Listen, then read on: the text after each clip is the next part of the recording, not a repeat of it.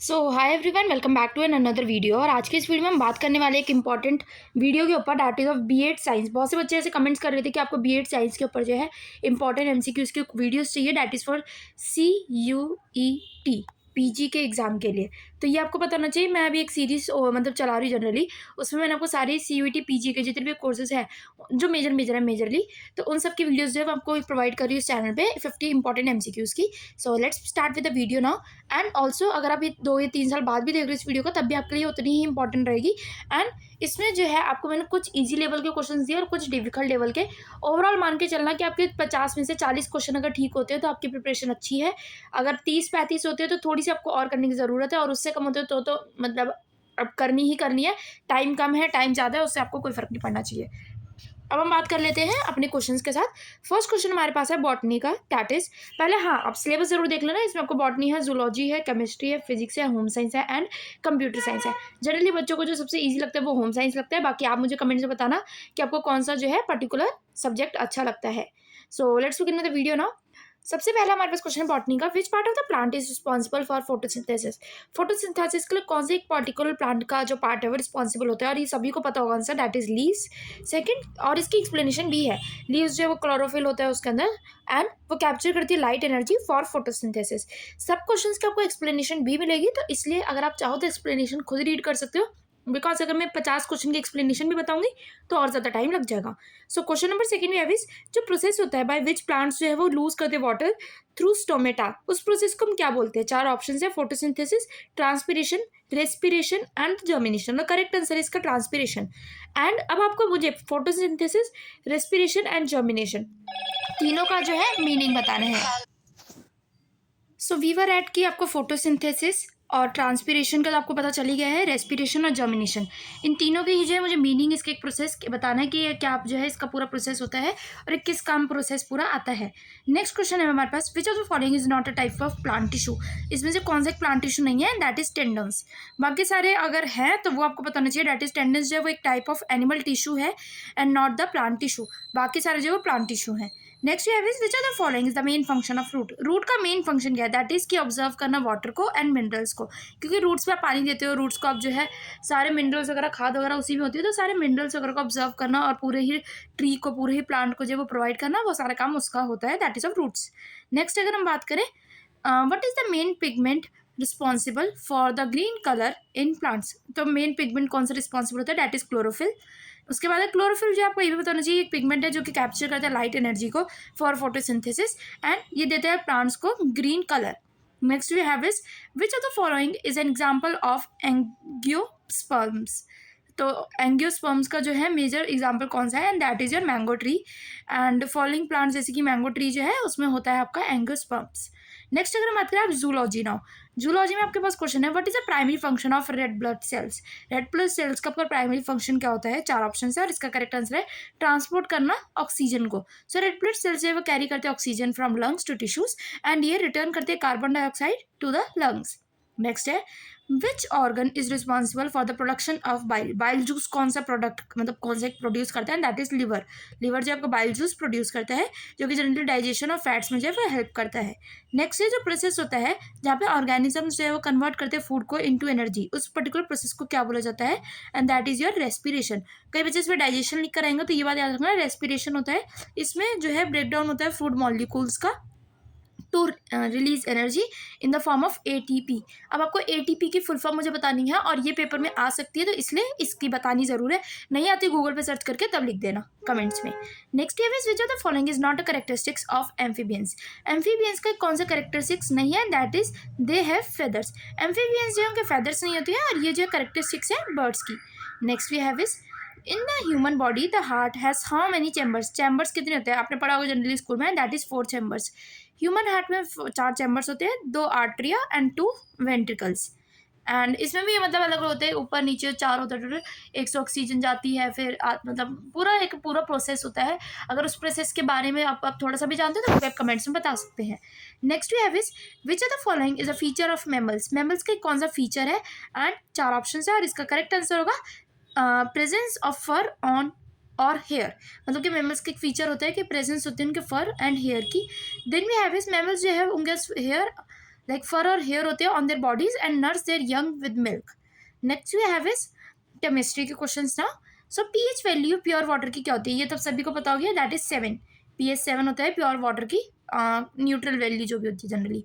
Next we have is which are following is an example of acid, इनमें से कौन सा एक एसिड है, and that is hydrochloric acid, that is HCl in an ये एक एसिड है, वाइल जो अदर है वो बेसिस है और सॉल्ट्स है। अब आपको पता चल गया होगा सोडियम हो गया, चाहे सोडियम क्लोराइड, सोडियम हाइड्रोक्साइड या फिर पोटेशियम नाइट्रेट, तीनों जो है वो बेसिस है, not the acid. Next we have is which are the following is a noble gas, noble gas कौन सी है इनमें से, and that is helium. Helium जो एक नॉर्मल गैस है, मीनिंग ये जो एक केमिकली इनर्ट है, like meaning it is a chemically inert and does not readily form compounds. Next है which are the following is a compound, इनमें से कौन से कंपाउंड है, and that is water, water that is H2O, ये compound formed है from hydrogen and oxygen. Next है what is the atomic number of carbon, इनमें से कौन से एटॉमिक नंबर है कार्बन का, and that is 6। So which indicates the number of protons in its nucleus.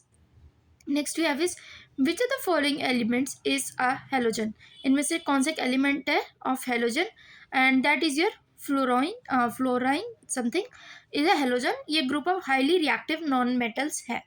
Next अगर हम बात करें नाउ ऑफ फिजिक्स, सो जो यूनिट होती है इलेक्ट्रिक करंट की वो कौन सी होती है इनमें से, and that is ampere. So unit है जो इलेक्ट्रिक करंट की, that is ampere A.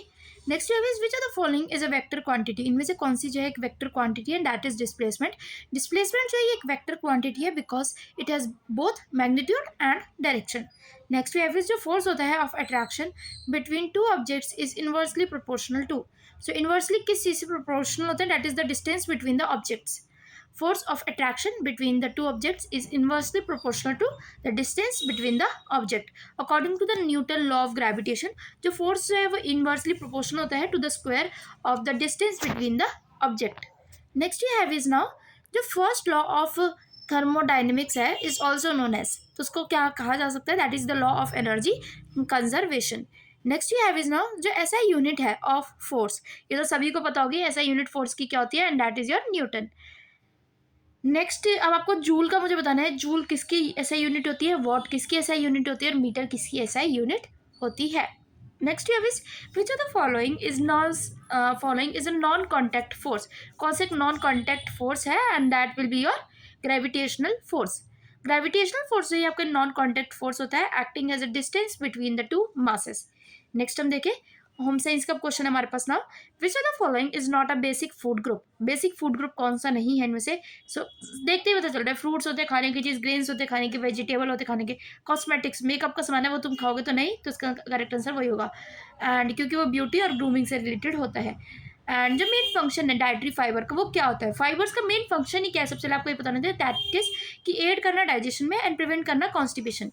So generally कहा जाता है जब भी आपको कॉन्स्टिपेशन है या तो मतलब कॉन्स्टिपेशन के टाइम पे जनरली फाइबर जो है ज़्यादा कंज्यूम करो ताकि वो आपको प्रिवेंट करता है कॉन्स्टिपेशन से। नेक्स्ट वी हैव इज जो रिकमेंड होता है daily intake of protein for an adult is, कितना प्रोटीन डेली इंसान को लेना चाहिए, एट इज 30 ग्राम्स। जनरली ये भी बोला जाता है कि कई बार कि अपने वेट के हिसाब से जो है जितना आपका वेट है उतने ग्राम्स ऑफ प्रोटीन या उतने ग्राम्स ऑफ आपको एनर्जी वगैरह बॉडी में चाहिए होती है।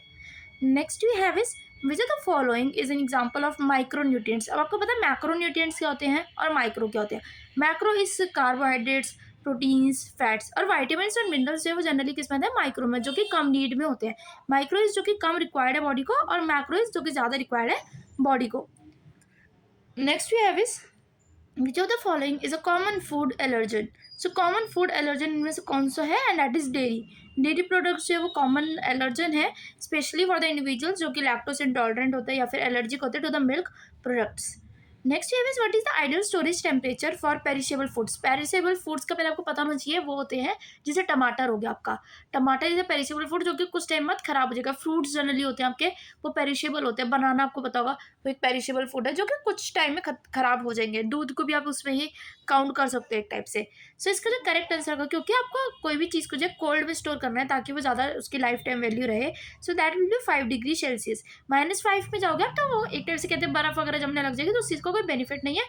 और जब भी याद रखो, जब भी हम करते हैं जैसे मटर वगैरह हम यूज़ करते हैं जनरली फ्रीज़र में, अब हमने गर्मियों में क्या करते, गर्मियों में जब भी हमारी मटर सस्ती होती है मौसम में, तो क्या करते हैं उसको छील के फ्रीज़र में रख लेते हैं, या फिर आप किसी से भी फ्रोज़न मटर भी लेने जाते हो तो क्या करते हैं फ्रीज़र वाली मटर देते हैं। और अगर आप उसको घर पे जब भी लाते होगे ना तो वो विद इन 5 to 10 मिनट्स आप उसको थोड़ा सा पानी में डालो, वो इतनी जल्दी सॉफ्ट हो जाती है। क्यों? तो इसका मतलब ये है कि आपको फ्रीजर में नहीं रखना किसी सामान को, पेरिशेबल फूड को आपको एक नॉर्मल ठंडे टेम्परेचर में मेंटेन करना है। अगर उसे आपको फ्रीज कर दोगे तो थोड़े से भी पानी वगैरह वाली क्वांटिटी में लेके जाओगे तो वो इतना सॉफ्ट हो जाएंगे, हो सकता है कि वो यूसेज में ना आ पाए। Next you have is next is computer science. Now computer science का आपको क्वेश्चन है, which are the following is the primary function of CPU. CPU का प्राइमरी फंक्शन क्या होता है? दैट इज परफॉर्म करना कैलकुलेशन एंड एग्जीक्यूट करना instructions को। सीपीयू जो है that is central process unit. ये वैसे मुझे आपसे इसकी फुल फॉर्म पूछनी चाहिए थी। ये परफॉर्म करता है आपको कैलकुलेशंस, एग्जीक्यूट करता है इंस्ट्रक्शंस को, मैनेज करता है आपका फ्लो ऑफ डाटा को within the computer. Next you have is which programming language is most commonly use for web development. कौन सी इसमें से यूज होती है for the web development? 4 option है और करेक्ट आंसर होगा आपका इसमें HTML, that is hyper text markup language. उसके बाद है आपके पास which are the following is not a type of software. इनमें से कौन से एक सॉफ्टवेयर नहीं है? 4 ऑप्शन है और इसका करेक्ट आंसर होगा आपका हार्डवेयर। बाकी सबके सामने पहले से सॉफ्टवेयर लिखा था, आपको पहचानने में इतनी दिक्कत भी नहीं होगी, बट जनरली याद रखना सिस्टम का एक सॉफ्टवेयर होता है, एप्लीकेशन सॉफ्टवेयर होता है, यूटिलिटी सॉफ्टवेयर होता है, but hardware is not a software.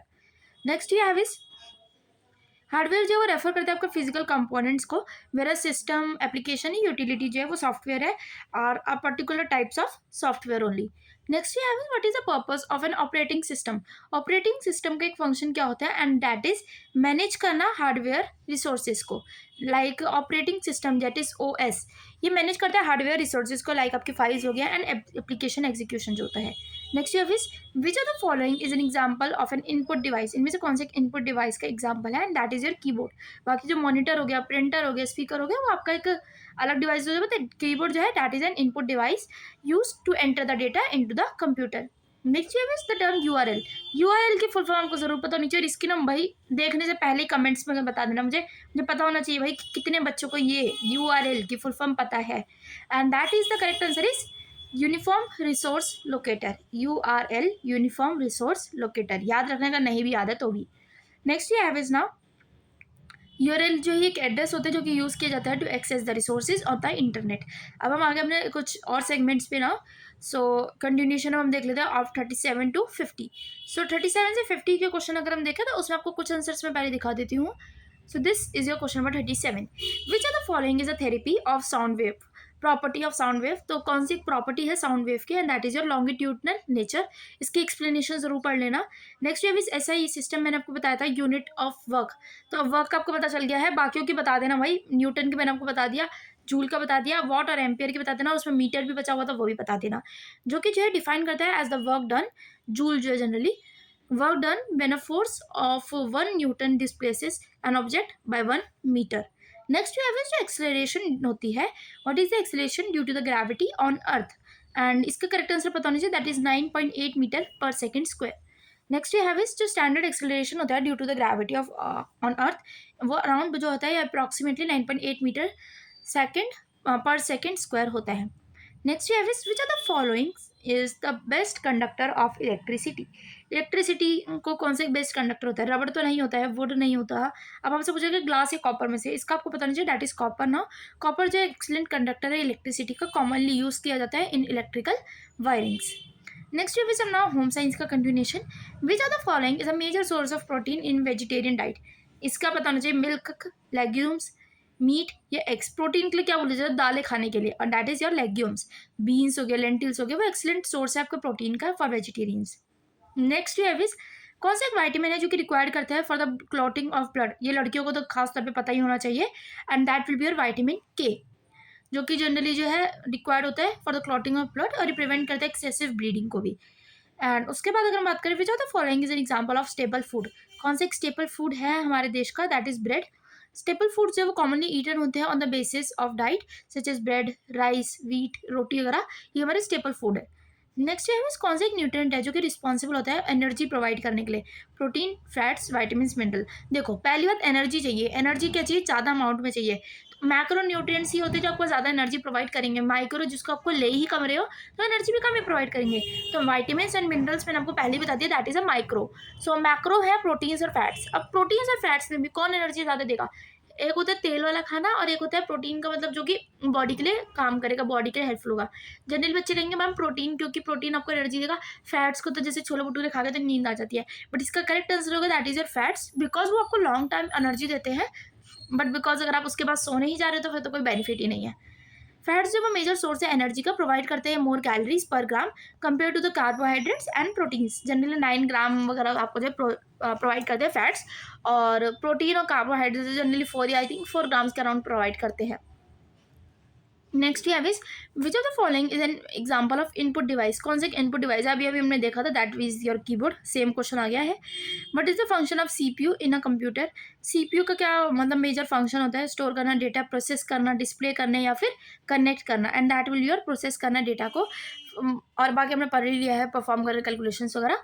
उसके बाद हमने देखे कौन सी प्रोग्रामिंग लैंग्वेज है जो कि कंसीडर की जाती है one of the most common for web development, and that will be your JavaScript.